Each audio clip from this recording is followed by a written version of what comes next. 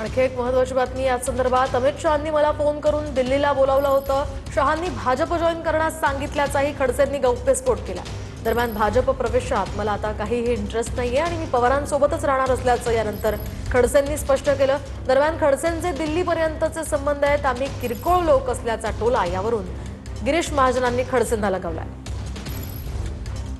दिल्लीला मी गेलो होतो त्यावेळेस मी गेलो म्हणजे मी स्वतःहून गेलो नव्हतो.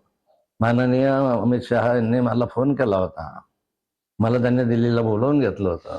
त्यावेळेस मला माहिती नव्हतं काय काम आहे आणि गेल्यानंतर त्यांनी मला सांगितलं होतं की भाजप जॉईन करू आणि नड्डाजीकडे पाठवलं. नड्डाजींनी काय ते त्या सगळ्यांना माहिती आहे. त्यानंतरच्या कालखंडामध्ये गिरीश महाजन म्हणतात मी विरोध केला नव्हता. त्यांनी विरोध केला नसेल पण वरच्याने जे मला सांगितलं त्या कालखंडामध्ये ते म्हणाले आपको अगर प्रवेश देंगे तो भाजप के लोकल लोग आपसे पार्टी बोल रहे कि हम काम नहीं करेंगे. त्यांना माहिती त्यांची लाईन डायरेक्ट हॉटलाईन आहे वरती दिल्लीशी. त्याच्यामुळे आपल्या मधल्या लोकांचं काही ते तेच म्हणाले की माझा डायरेक्ट हॉटलाईन आहे. त्यामुळे आपलं किरकोळ लोक आहेत, आपण छोटे लोक आहेत, आपण त्या बाबतीत न बोललेलं बरं.